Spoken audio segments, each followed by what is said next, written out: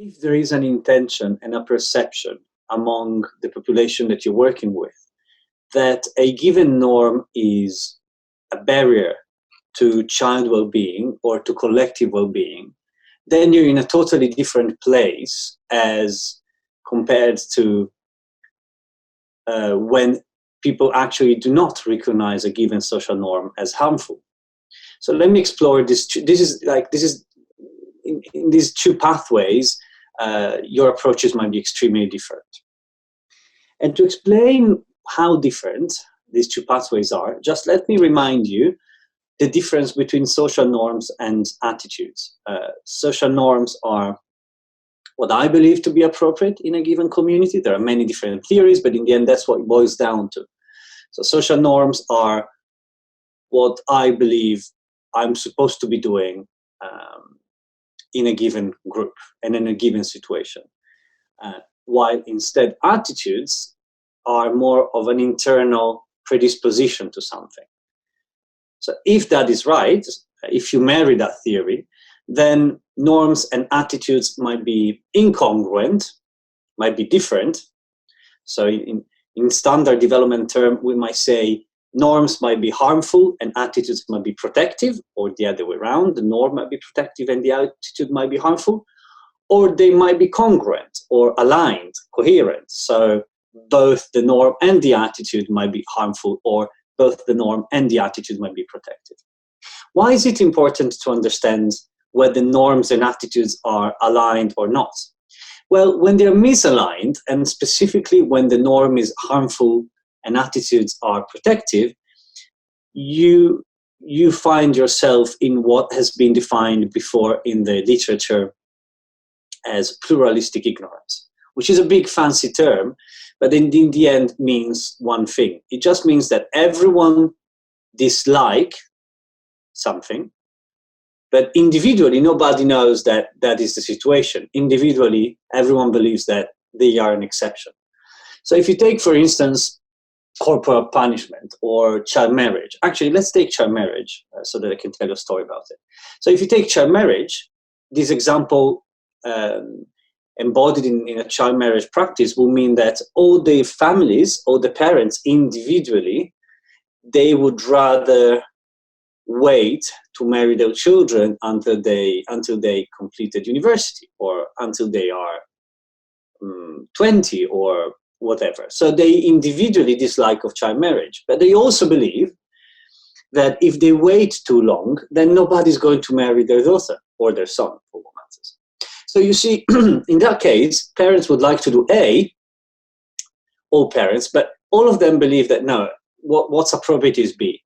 If you find yourself in that case, well, then social norms intervention run down the path of the traditional social norms approach that was developed by among others, by Alan Berkowitz in the 80s, 90s, and is still very relevant. So what they did was to unveil the pluralistic ignorance. So make sure that people realize that actually nobody in this community likes of child marriage. And then give evidence of that.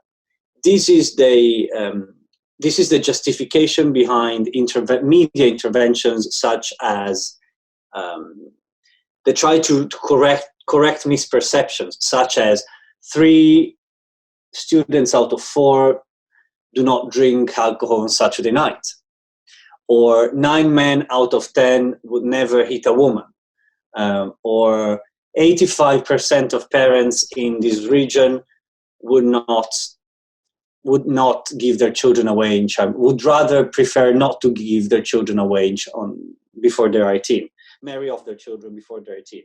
So you see, this is really saying, look, you'll have it wrong. And they show that actually nobody likes of the existing practice. So that's the first case. However, very often you find yourself in situations in which norms and attitudes are aligned. That means not only people are doing something, for instance, child marriage, because they believe that's what's appropriate, but they also individually believe that that's what they like, that's what's beneficial for their children, that's the best for the community, or whatever other reason. So you see, in this case, parents will both individually have a positive attitude, or better, have an attitude that approves of child marriage. So they individually want to practice it, but they also believe that most people in the community approve of that if they do so. So how do you change social norms in that case? Well, in that case, it can obviously take longer. Well, in the first case, and one of my colleagues has worked in India before, and they found in certain communities they could change child marriage. They helped people change child marriage in 2 weeks because they didn't want to have it. They were locked in this normative equilibrium. Instead, in this second case, well, what has worked in the past is to create core groups within a given village, neighborhood, city, core groups of people that can engage with in transformative conversations over the long term in ways that equip them with the knowledge they need to integrate, complete, or expand the current assessment of a given practice, in this case, child marriage, and then with the skills that they need to bring others into a movement for change. So for instance, what you will do in our case of child marriage, you could open up safe spaces where men and women can join together, learn about the health-related consequences of child marriage, compare those negative health consequences with what they hope for their children, so with what they value for their children. And as that difference emerges, for instance, they'll say, oh, well, so child marriage is bad for a girl's health because it leads to pregnancy, early pregnancies, but we do love our girls, so what else can we do about it? Well, then practitioners can offer pathways to start reframing the same conversation as it changed within the group with the larger community. The second question that is quite important is on whether the norm that you find to be harmful to children exists within a very specific group of people or within a larger society. So let me give you another example. If you think of adolescents who who starts college or starts higher education, and so let's take an example of this young adolescent. She might be 15 and she's at school for the first day. Now, after a month, she starts to realize who the cool kids are. And she really wants to be seen as one of these cool kids. Now, all these kids are smoking. And to be part of the group, she realizes she will need to pick up smoking too. So in other words, there is a norm within this very specific group of adolescents that if you want to be part of the group, you need to smoke cigarettes. Now, this is very different from another case. For instance, now let me give you the example of a child who is walking in the street and they see an elder. This is a positive norm, not a harmful one, is the first one that comes to mind. The child sees an elder who's struggling to get on the bus.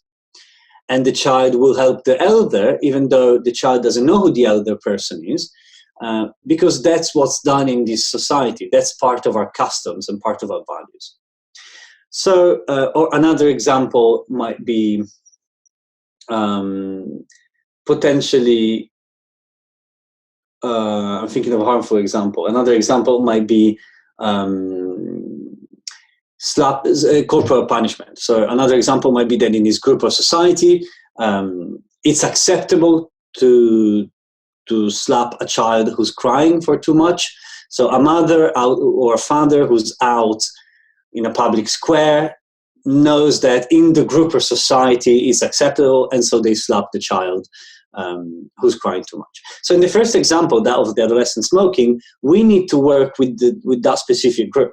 If this adolescent, whatever her name is, Maria, she's thinking about her friends, Fernando, Stephen, Monica, Ben, Mike, whoever that group is. So she's not concerned about what happens 20 miles from her village or her school. She's concerned about what this specific group of people is doing.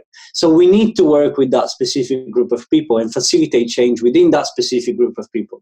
In the second case, that of a parent slapping a child just because that's what's done, we need to reach out.